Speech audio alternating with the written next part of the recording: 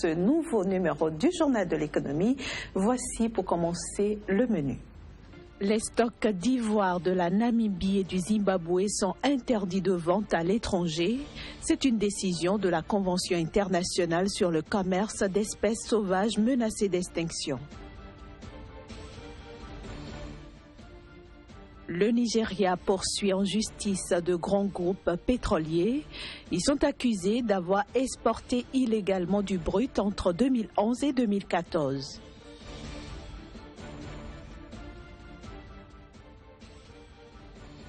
Enfin, le yuan a fait son entrée dans le panier des devises du Fonds monétaire international.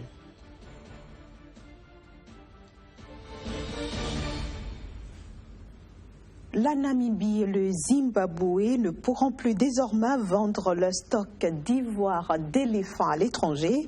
Ainsi en a décidé ce lundi la Convention internationale sur le commerce d'espèces sauvages menacées d'extinction réunie à Johannesburg en Afrique du Sud. Ceci à travers un vote qui a rejeté la proposition de la Namibie et du Zimbabwe d'autoriser le commerce international de leurs éléphants. Rappelons que la semaine dernière déjà, cette convention a interdit le commerce international de toutes les espèces de pangolins, un mammifère menacé d'extinction mais très prisé pour sa chair délicate, mais aussi pour ses os et ses organes. Au Mozambique, Moza Banco est placé depuis la semaine dernière sous administration provisoire. Il s'agit d'une décision de la Banque centrale du Mozambique, décision destinée à protéger les épargnants et aussi les autres créanciers de l'institution.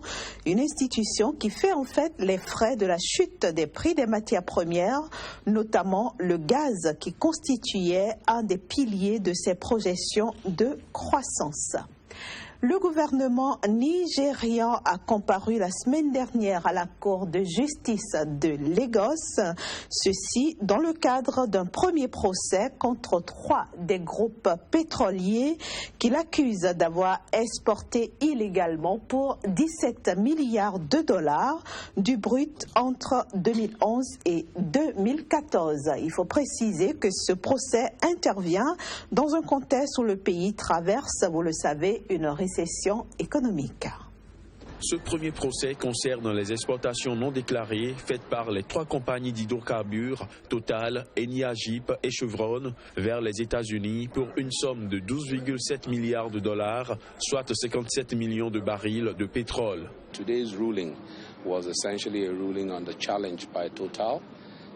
L'audience de ce matin s'est surtout concentrée sur les demandes de non-lieu de Total, mais l'objection a été rejetée par le tribunal. Nous voulons montrer que le procès est lancé et que les compagnies devront répondre à ces accusations. L'affaire se poursuit en suivant l'action lancée par le gouvernement fédéral. En juillet dernier, le président Muhammadu Buhari, fraîchement élu sur la promesse d'éradiquer la corruption endémique du pays, avait interdit à 113 tankers l'accès aux eaux territoriales nigérianes, les accusant d'exporter du pétrole non déclaré. Son gouvernement a ensuite mandaté des sociétés d'audit américaines pour comparer le nombre de barils déclarés à l'exportation des côtes nigérianes avec les quantités déclarées à l'importation dans les ports américains, chinois et norvégiens. L'enquête a conclu que la baisse remarquée dans les revenus de l'État était en grande partie due à la non-déclaration ou la sous-évaluation des exportations de brut par les plus grandes compagnies d'hydrocarbures qui opèrent au Nigeria. Le gouvernement cherche des revenus perdus à cause de la non-déclaration et tout cela est étudié par la Cour. Nous allons vers un procès, mais la date a été ajournée. Shell doit également comparaître dans les semaines à venir, ainsi que 11 autres compagnies que le gouvernement n'a pas encore identifiées. Le yuan fait désormais partie des grandes monnaies internationales. En effet, depuis samedi dernier, la devise chinoise a officiellement rejoint le cercle très fermé des monnaies de réserve du Fonds monétaire international. Elle a rejoint ainsi le dollar, l'euro, la livre britannique et aussi le yen japonais. De tout ce lot, il faut dire que le dollar demeure la devise la plus utilisée avec 41% des transactions mondiales, suivi de l'euro, 30,8% et de la livre sterling, 8,7%. On fait à présent le point des dernières variations des cours des matières premières sur le marché international.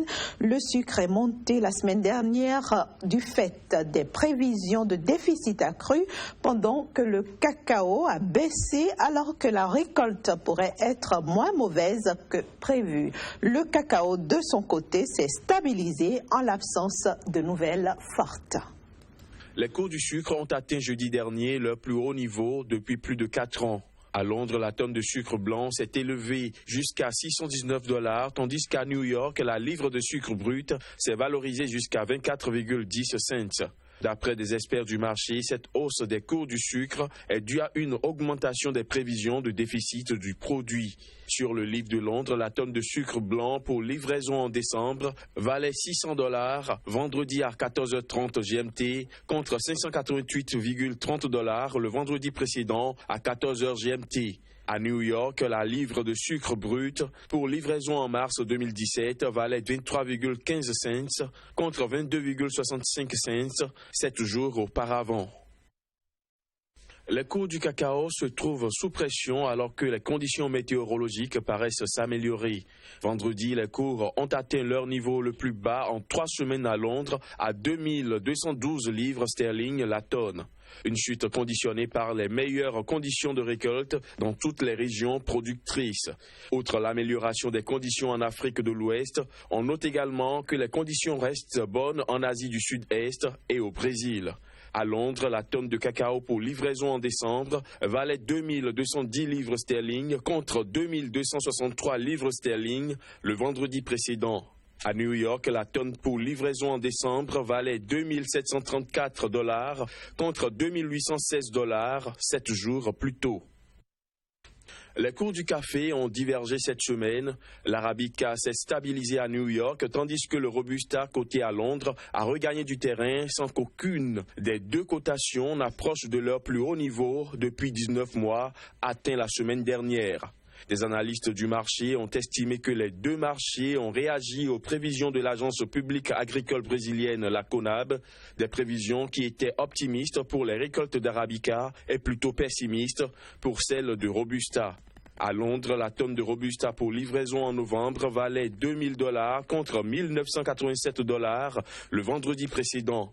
Sur l'IC Future US de New York, la livre d'Arabica pour livraison en décembre valait 151,65 cents contre 153,45 cents 7 jours auparavant. Une petite pause à présent et nous allons retrouver Casimir Pédior pour le débat du jour.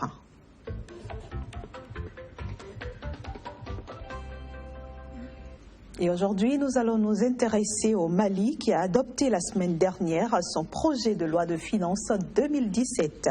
Bienvenue Casimir. Bonjour Inès. Alors que pouvez-vous nous dire sur ce projet de loi de finances 2017 du Mali ?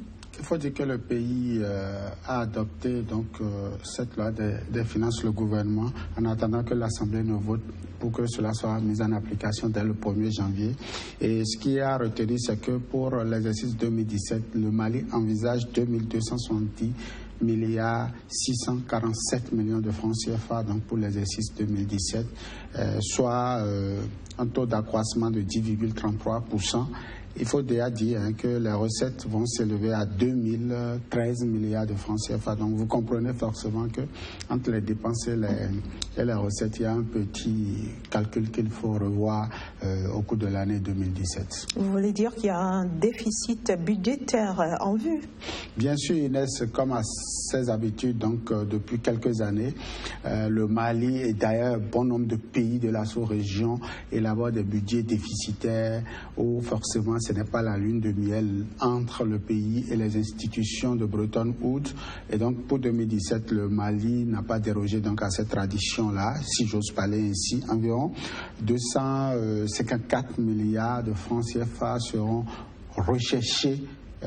Autrement, le budget serait donc déficitaire. Il y aura des difficultés pour 2017 pour ce pays-là. Et comment est-ce que, justement, les autorités maliennes comptent équilibrer tout ceci? Alors, sur le marché financier, désormais, le Mali est éligible, comme d'autres pays d'ailleurs de la sous-région. Le Mali a également la possibilité aujourd'hui d'aller à l'international sur l'eurobond, par exemple, pour rechercher le financement nécessaire. Le Mali pourra bénéficier de l'assistance financière des institutions de Bretton Woods. D'ailleurs, le FMI qui était dans le pays la semaine dernière, le 29 septembre, donc, a donné une très bonne note par rapport donc à la gestion des crédits au niveau du pays. Nous y reviendrons certainement au cours de la semaine. Il faut donc dire que le Mali, au-delà de tout ce que nous pouvons reprocher politiquement parlant et socialement parlant à ce pays, financièrement parlant sur le plan économique, donc le Mali se porte très bien et bénéficie donc de l'assistance financière des institutions. Tout ceci pourrait permettre à ce pays de combler ce gap-là. Ce n'est pas impossible quand on sait que le pays travaille beaucoup pour améliorer son image à l'international. Alors, quelles sont les priorités du projet de loi de finances 2017 ?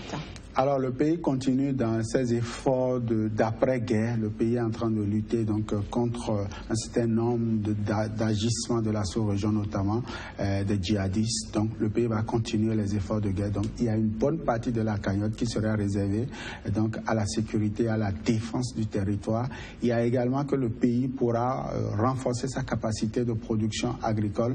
Aujourd'hui, le Mali est en train d'amener le pion à des pays comme le Bénin, par exemple, qui sont arrosés par des coups d'eau, mais également par la pluie. Donc le Mali est en train de doubler ses efforts en la matière et la pluviométrie serait un peu favorable, mais alors le Mali va également travailler pour l'irrigation, pour la mécanisation de l'agriculture. C'est pas nous qui le disons, c'est le compte rendu du Conseil des ministres qui l'a donc notifié. Et donc l'agriculture est encore pour une fois au cœur donc des grands débats durant la période 2017 et c'est tout le bien qu'on peut souhaiter à ce pays qui, il faut le dire, est fragilisé par la crise qui le secoue depuis quelques années déjà. Justement, j'allais vous demander, Kazmi Pidjos, si vous pensez que l'agriculture pourrait réellement aider le Mali à aller de l'avant?